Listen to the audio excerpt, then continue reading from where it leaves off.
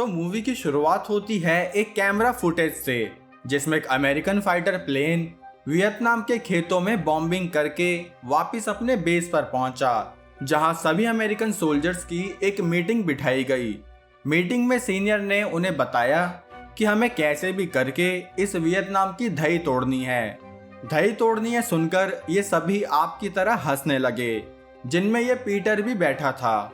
इस motivational speech के बाद रात को इन्हें एक मूवी दिखाई गई, जो कि इनकी उम्मीदों से बिल्कुल अलग थी, क्योंकि इन्हें लगा रात वाली मूवी दिखाई जाएगी, लेकिन इस मूवी में तो ये सिखाया जा रहा था कि अगर कोई सोल्जर जंगल में फंस जाए तो वो खुद को जिंदा कैसे रखेगा। खैर, यहाँ से निकलकर पीटर ने अपने लिए एक ऐसी जुराब बनवाई जिसमें वो अपना पासपोर्ट रख सके। जिसके बाद उनका सीनियर उन्हें कुछ खास इन्फॉर्मेशन देने आया। वो इन्फॉर्मेशन ये थी कि सबको अपना प्लेन समय समय पर हिलाना पड़ेगा ताकि कोई उसको टारगेट ना कर सके। साथ ही आपको अपने रेडियो को संभाल कर इस्तेमाल करना होगा, क्योंकि इस रेडियो की फ्रिक्वेंसी कभी कभी वियतनाम आर्मी भी ट्रैक करती है। अगले ही दिन सबके प्रस्थान की तैयारी शुरू हुई, जिसमें इन चारों ने एक दूसरे से वादा किया कि हम सब एक पीस में ही वापस लौटेंगे।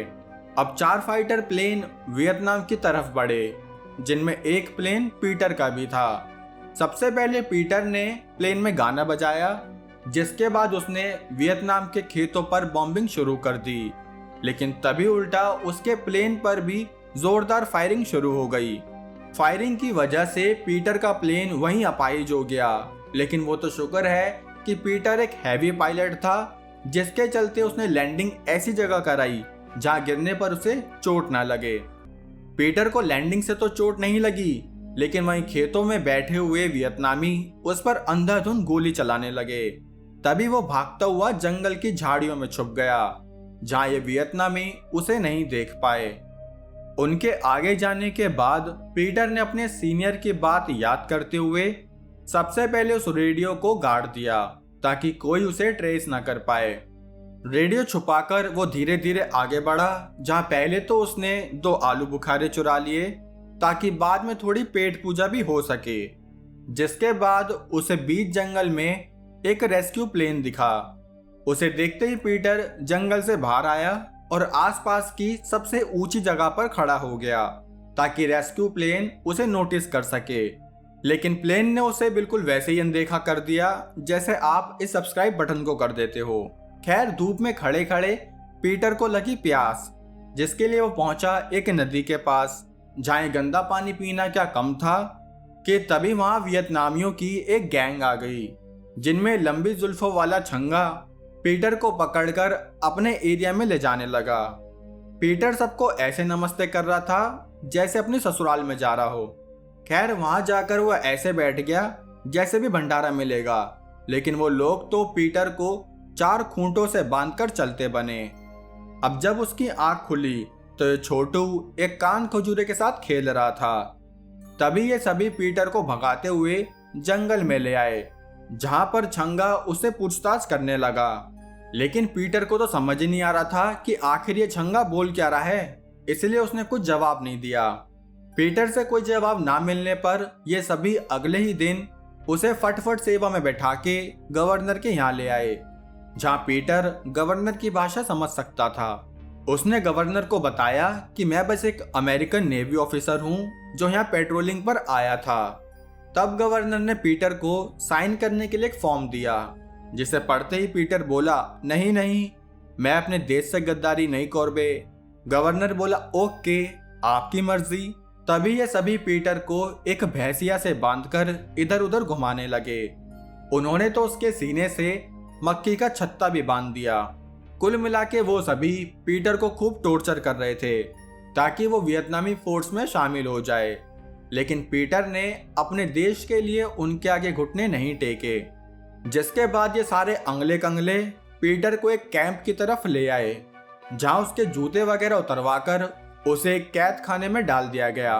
थोड़ी देर बाद जब उसे बाहर निकाला गया, तब पीटर की मुलाकात कुछ साथियों से हुई, जिसमें ये जिन नाम का आदमी उसे बाकी गार्ड्स के बारे में बताने लगा कि किस गार्ड की लात कितनी तेज लगती है। फिर ये सभी झोपड़ी में आ गए, जहां पीटर बोला कि मैं तो आज रात यहाँ से भाग जाऊंगा। ये सुनकर सब उस पर हंसने लगे कि ये भागेगा यहाँ से, हम तो आज तक भाग नहीं पाए। लेकिन ऐसा क्यों? ऐसा इसलिए क्योंकि रात को ये गार्ड्स इन लोगों के हाथों में हथकड़ी और पैरों को भी एक लकड़ी के कब्जे में फंसा देते थे, जिसे देखकर पीटर समझ गया कि बेटा यहाँ से भाग पाना इतना आसान तो नहीं है। तब भी अगली सुबह उसने अपने लोगों को बताया कि मुझे कैसे भी करके वो कील चाहिए, जिसके लिए सभी इधर उधर हो गए ताकि ये गार्ड्स भी इनके आगे पीछे हो जाएं। तभी पीटर इस टकले के पास पहुंचा जहां कोलगेट लेने के बहाने उसने दूसरे हाथ से वो कील निकाल ली, जिसकी मदद से रात को उसने बड़ी आसानी से अपनी हथकड़ी का लॉक खोल लिया। और सिर्फ अपनी ही नहीं, उसने बाकियों की हथकड़ी भी खोल कर दिखाई। तब ये सभी समझ गए कि हाँ, ये बंदा हमें यहाँ से निकाल सकता है। लेकिन ये जिन नाम का बंदा बहुत नेगेटिव था, जो बोला कि हमें यहाँ से भागने की जगह बारिश का इंतजार करना चाहिए, जब ये लोग हमें खुद ही छोड़ देंगे। लेकिन पीटर बोला कि इसकी क्या गारंटी है, वो हमें जिंदा छोड़ेंगे या मुर्दा।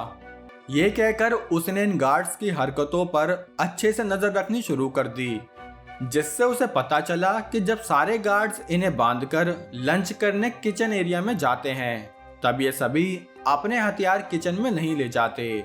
इसी बात से पीटर के दिमाग की घंटी बजी।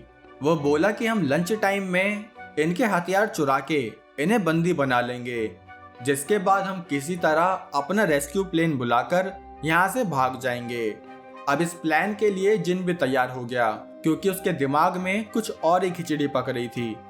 इन सब ने इस प्लान को ठीक से करने की प्रैक्टिस शुरू कर दी, जिसमें एक शीशे की मदद से देखते थे कि कौन सा गार्ड अभी कहां पर है।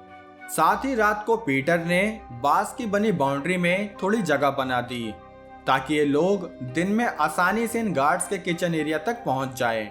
अब सारी गुना भाग करने के बाद इनके भागने का मुहूर्त 4 जुलाई का निकला, लेकिन उससे पहले ही गार्ड्स ने इन लोगों को खाना देना बंद कर दिया।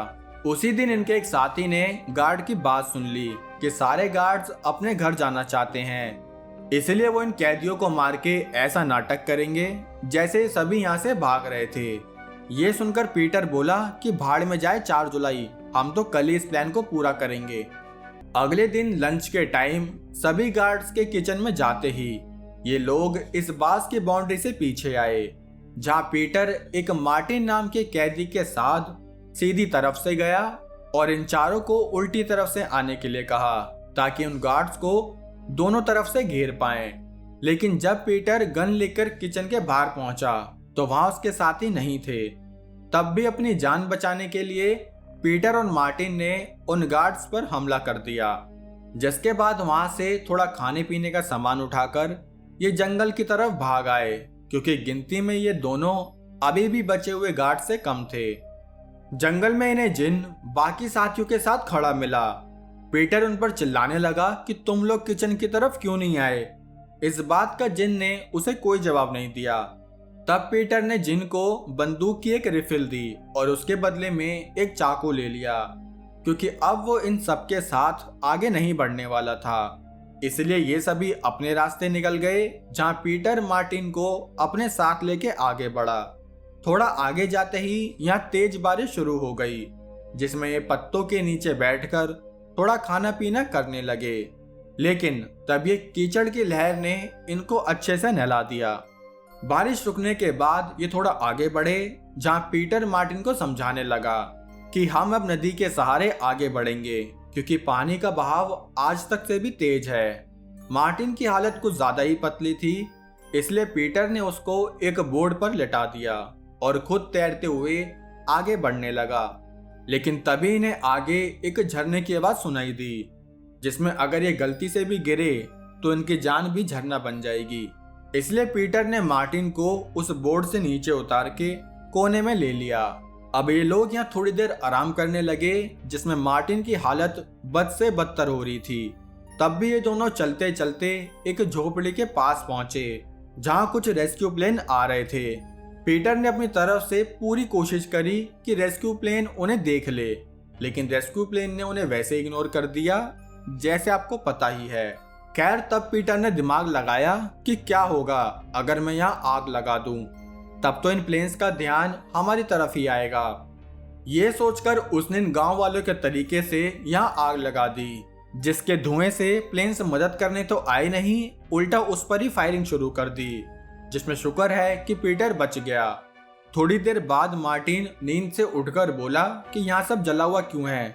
पीटर बोला, अरे कुछ नहीं यार, वो बस मैं थोड़ा एक्सपेरिमेंट कर रहा था। यहाँ से चलते चलते ये थोड़ा और आगे आए, जहाँ बहुत सारे गांव वासियों ने इन्हें घेर लिया, और सिर्फ घेरा नहीं बल्कि उन्होंने तो मार्टिन को वहीं मार दिया। ये देखकर पीटर ने सेल्फ डिफेंस में उन गांव वालों पर हमला कर दिया, जिस बीच वो उन सब से बचता हुआ भाग निकला। तभी गांव वाले भी उसका पीछा करने लगे, लेकिन पीटर पहले ही उन सब से छुप चुका था। उसने काफी दिनों से आराम नहीं किया था, जिसके चलते उसकी हालत अब खस्ता होने लगी। यहाँ तक कि वो अपने एक लौते मरे हुए साथी मार्टिन को भी हेलुसिनेट करने लगा। अगली सुबह पीटर इतना भूखा उठा कि एक सांप उसे काटता कि उससे पहले ही पीटर ने उस सांप को छील दिया।